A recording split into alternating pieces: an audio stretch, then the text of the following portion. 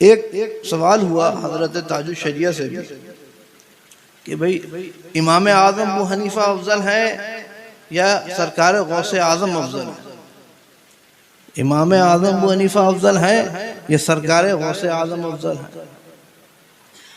तो सरकार आला हजरत से भी सवाल हुआ तो सरकार आला हजरत ने उसको मुतलक़न और मुबहमन उसका जवाब इरशाद फरमाया कि भाई एक हमारे तरीक़त के इमाम हैं, एक हमारे शरीयत के इमाम हैं। हमारा क्या मर्तबा, हमारी क्या हैसियत कि हम उनमें तफजील करें और बताएं कौन अफजल है और कौन मफजूल है। आला हजरत ने उसको मुबहमन बयान फरमाया। ताजुल शरिया ने उसका उस इजमाल की कुछ तफसील बयान फरमा दी। तो बाज़ लोग जो फतावे ताजुल शरिया को माअज़ल्लाह इस नियत से और इस इरादे से पढ़ते हैं कि कहीं कोई बात नज़र आए बज़ाहिर हमें, तो हम फतावे रज़विया से उसका तारुफ़ साबित करने की कोशिश करें और फितना फसाद मचाने की कोशिश करें।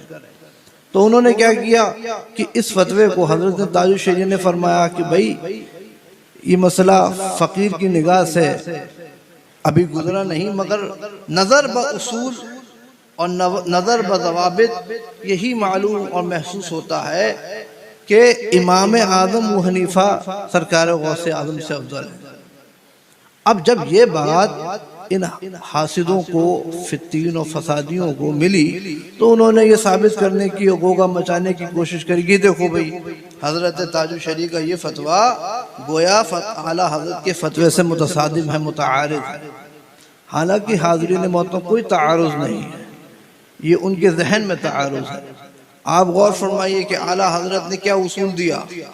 आला हज़रत ने उसूल ये दिया था कि सरकार गौसे पाक ने यह फरमाया कि कदमी हाज़िही अला रक़बत कुल्ले वलीयिल्लाह, कि मेरा ये कदम तमाम औलिया अल्लाह की गर्दनों पर है। तो आला हज़रत से फतावे रज़िया में एक सवाल हुआ कि आला हज़रत कि सरकार गौसे पाक ने फरमाया कि मेरा ये कदम तमाम औलिया अल्लाह की गर्दनों पर है, तो सहाबी भी अल्लाह का वली होता है, ताबई भी अल्लाह का वली होता है, अइम्मा अथहार भी अल्लाह के औलिया हैं, तो क्या सरकार गौसे पाक इनसे भी अफजल हैं? तो आला हजरत ने इसका जवाब इरशाद फरमाया था कि बेशक सहाबी भी अल्लाह का वली है, सहाबा भी औलिया अल्लाह हैं, ताबईन इज़ाम भी औलिया अल्लाह है, मगर उर्फ में इनका एक ऐसा नाम भी है जो औलिया अल्लाह के नाम पर गालिब आ चुका है। उर्फ में इन्हें अल्लाह का वली नहीं कहा जाता, उर्फ में कहा जाता है कि ये सहाबी हैं, और सहाबी का मर्तबा औलिया अल्लाह से भी बड़ा है। कि हर कोई वली कितना भी बुलंद मकाम पर, अरफ़ा आला मकाम पे पहुंच जाए, मगर अदना सहाबी के भी दर्जे को नहीं हासिल कर सकता। तो उर्फ में और आम बोलचाल में उनको सहाबी कहा जाता है। तो कहा सहाबा और ताबईन इससे मुस्तस्ना है कि सरकार गौसे पाक ने फरमाया कि मेरा कदम हर वली के गर्दन पर है, तो उससे सहाबा और ताबईन मुस्तस्ना है। और अभी आपने सुना मुझसे कि सरकार इमाम आज़म अबू हनीफा ताबई थे। क्या थे? ताबई थे। तो जब सरकार गौसे पाक ताबई हुए तो वो इस फरमान से खारिज हुए कि नहीं हुए, मुस्तस्ना हुए कि नहीं? और फिर आपने भी शेर सुना आला हजरत का कि सहाबियत हुई फिर ताबईयत, आगे कादरी मंजिल है आवाज़। यानी सहाबियत और ताबईयत को छोड़ करके, सहाबी और ताबई को छोड़ करके फिर सरकार गौसे पाक तमाम औलिया से अफजल है। यानी सहाबी और ताबई का मर्तबा गौसे पाक से अफजल है। और फरमाइए, तो अगर ताजुल शरिया ने यह फरमा दिया कि इमाम आज़म का मर्तबा गौसे पाक से अफजल है, तो बिल्कुल आला हज़रत के उसूल के मुताबिक तो फरमाया। फिर आला हज़रत ने फरमाया कि हज़ारों ताबई से तू फुजू है, ये तबका मुजमलन फाजिल है, और कि हज़ारों ताबई से भी सरकार गौसे पाक अफजल है। हर सहाबी, हर ताबई गौसे पाक से अफजल नहीं।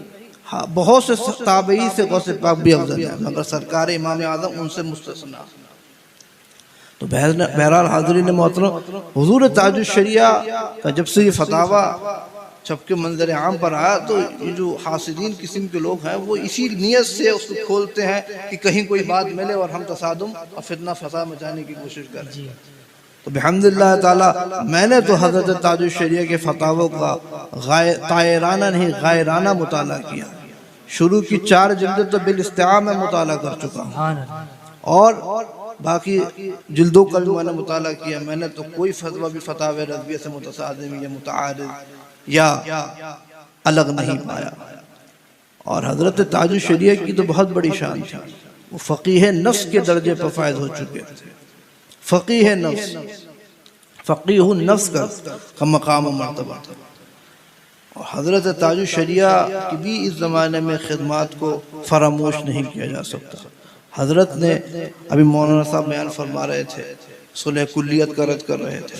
हज़रत ने अपने ज़माने में जो एक बहुत बड़ा फितना एतक़ादी सुलह कुल्लियत का और अमली सुलह कुल्लियत का एक सैलाब जो मुख्तलिफ खानकाहों से इदारों से बनामे सुन्नियत उठ रहा था, हज़रत ने उसका दिफा किया, हज़रत ने उसका मुकाबला किया। आज भी अगर हम शायद हज़रत ने अगर इसका दिफा ना किया होता तो आज हम भी सुलह कुल्लियाना बातें करते हैं, क्योंकि इतना बड़ी एक हमला था, एक लश्कर था। हज़रत ने उसका मुकाबला किया डट कर। हज़रत हुज्जतुल इस्लाम ने भी फरमाया था कि सुन्नियों में इत्तेहाद करो, सुन्नी 80% है।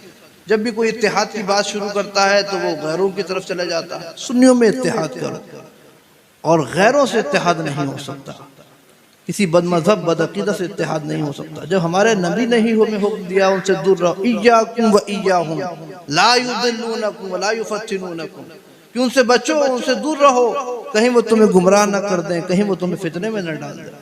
तो जब हमारे नबी ने हमें मना फरमाया तो हम कैसे उनसे इत्तेहाद कर सकते हैं।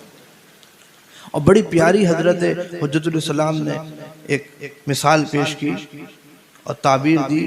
फरमाया कि 2 घोड़ों को साथ मिला करके गाड़ी में लगा करके ज्यादा बोझ तो खींचा जा सकता है, मगर भेड़ और भेड़ियों को साथ मिला करके कोई काम नहीं किया जा सकता। भेड़िया का तो वजूद ही खत्म हो जाएगा कि आप भेड़िए के साथ भेड़ियों को बांध देंगे। तो ये सुन्नी मुसलमान को इनको भेड़ों से मुशाबहत तशबीह दी जाती है कि सुन्नी मुसलमान भोली भाली भेड़े हैं। हदीस में भी उनको भोली भाली भेड़े कहा गया। तो अगर ये भेड़ियों के साथ रहेंगे तो सुन्नी मुसलमानों का तो अपना वजूद ही खत्म हो जाएगा। ये हज़रत हुज्जतुल इस्लाम ने बड़ी प्यारी मिसाल पेश की। तो हज़रत ताजुश शरिया ने भी अपने ज़माने में इन सुलह कुल्लियाना जहन के लोगों का मुकाबला फरमाया, मुतजद्दिदीन का मुकाबला फरमाया। ये आपको एक होता है तजदीद और एक होता है तजद्दुद। मुजद्दिद बना है तजदीद से। तजदीद का मतलब होता है कि असल इस्लाम पर लौटा देना। ज़माना जैसे जैसे आगे गुजरता है तो ज़माना आगे गुजरने की वजह से कुछ दीन में नई नई बातें आने लगती हैं। तो एक मुजद्दिद क्या करता है कि उन बातों को छाट करके असल दीन पर लौटा देता है। ये मुजद्दिद की शान होती है। और मुतजद्दिद क्या होता है? ये तजद्दुद से बना है, जिद्दत, नई बातें, जो बातें दीन में नहीं थी उन्हें दीन में दाखिल कर देना ज़माने के हिसाब से। तो ये मुतजद्दिद होते हैं। ये आपको आज हिंदुस्तान से लेके पाकिस्तान तक जितने भी मुजद्दिदियत का दावा करते हुए नजर आएंगे, ये सब, उनमें से कोई मुजद्दिद नहीं, सब मुतजद्दिद, सब मुतजद्दिद। हजरत ने इन्हीं का मुकाबला फरमाया, इन्हीं मुतजद्दिदीन का। नाइबे मुजद्दिद आज़म बनकर, नाइबे मुजद्दिद आज़म की हैसियत से आप हाज़रीन मोहतरम आला हज़रत के ज़माने के जितने मुतजद्दिदीन थे, आप उनके अफ़कार व नज़रियात उठाकर पढ़ लें। वो चाहे मौलाना अबुल कलाम आज़ाद हों, वो चाहे मौलाना अब्दुल बारी फ़िरंगी महली हों, शौकत अली हों, आपके मोहम्मद अली हों, और आपके साहब मौलाना आज़ाद सुबहानी हों।